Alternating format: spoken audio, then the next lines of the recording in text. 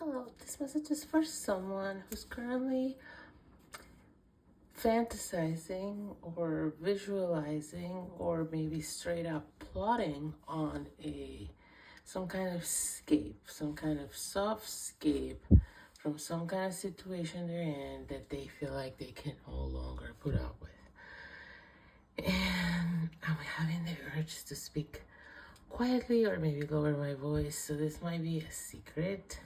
This might be something that you haven't told anyone about, but if this message is for you, there's a whole vibe of you're making arrangements, or you're looking into things, or you're making some kind of subtle moves in the background.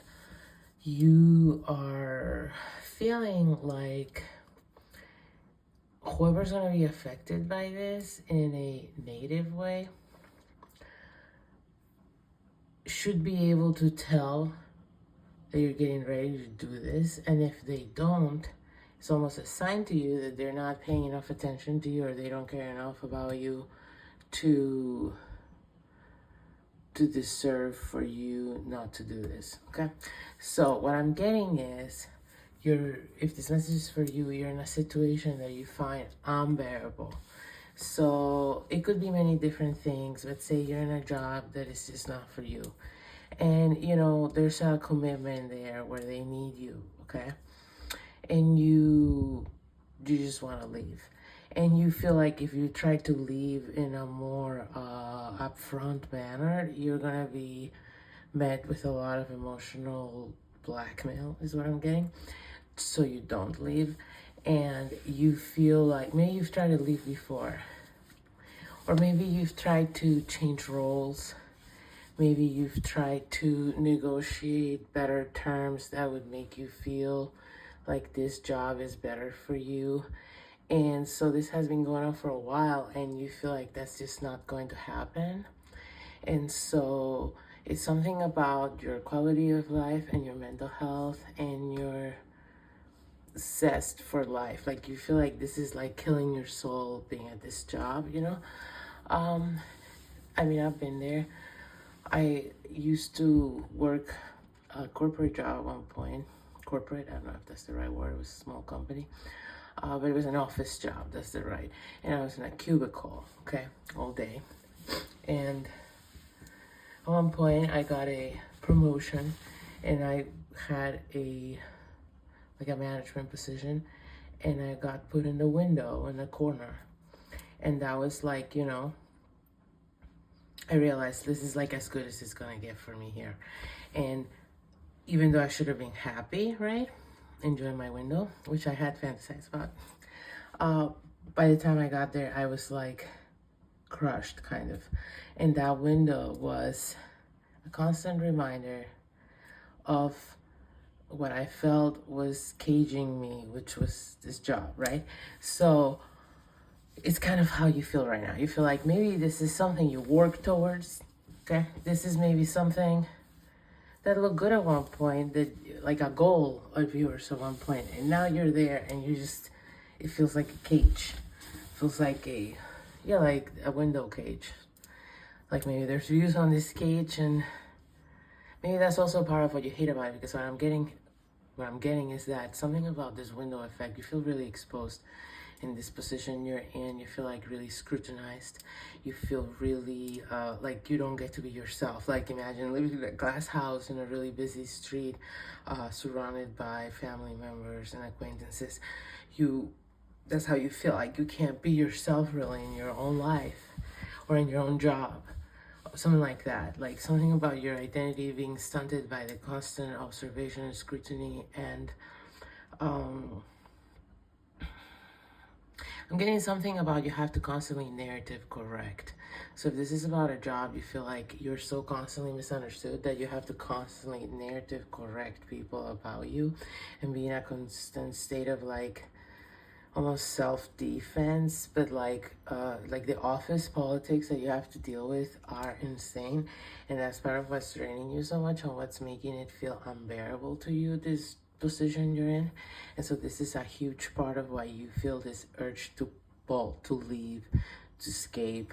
And it's gotten to a point where you're just now making visual plans. I'm seeing like you keep visualizing options for yourself of things you could do, you know, ways in which you could, maybe you keep visualizing yourself walking away to something else, finding a different job, or what it would feel like at this other job that you want to do.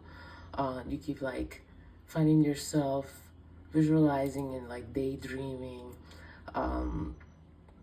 especially in the middle of having to deal with some really sucky situations in where you're at right now.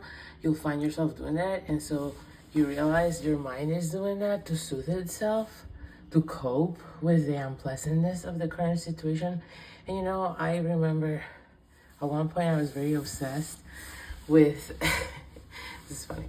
I was very obsessed with like the Marines and basic training and what it took to become a Marine. Like, I was really into this, and I was always like reading about it and watching videos about it and stuff. I mean, I'm still into it technically, but like not like in a passionate way like I was for a period of time, like, I don't know, 2 years.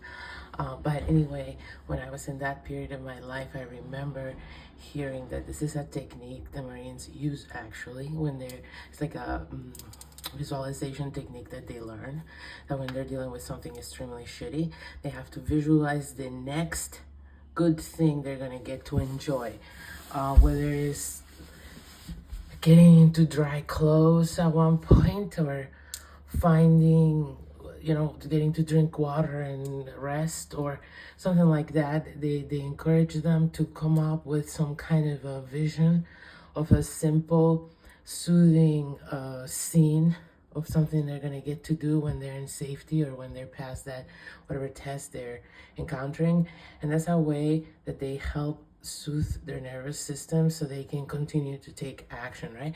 So that's kind of what you're intuitively doing, and you're catching yourself doing it, and it's to you, giving you even more like the, like you're getting like, it's a signal to you like, oh my god, I really need this because look what I'm doing, right? Like, I'm just in survival mode over here. So this message is to let you know that this is a really good thing in a way, okay? Like, this might be a complicated moment in your life, no doubt, and this is a challenging situation for sure, but something has happened that is really positive, is that you have recalibrated your emotional guidance system. The reason you got yourself in this position is because you were misinterpreting your own inner compass, and you were therefore going in wrong directions for yourself, okay? So I'm gonna go back to my example of when I used to work in an office. I was numbing myself to the feedback my body, my mind, my soul, etc. was giving me about that job, and I was focusing on the hierarchy of an office and how I could get to the top of it. So I had shut down my own inner compass to follow like a office setting compass. And so that was my bad, right? So you did something similar where you shut down your inner compass and you substituted it for some kind of compass, like social validation, something like that, compass, okay? And so that's why you started taking wrong turns in life. And that's how you got yourself in that position that's not good for you. But now it's like you've achieved recalibration, which is something you must have been after for a while. Okay, and so this is actually a good sign. Even though this is kind of a complicated moment in time for you, and this is a challenge, it's a good sign that now you're again listening to your inner compass and it's kicking in, okay? And you are you're getting nudges in the right directions for you now. So in a way, it's really good news. So focus on that whenever you feel the anxiety of like having to repivot or pivot so drastically, okay? Because that's always going to be tumultuous, but it's for the best for you. So I hope that was helpful.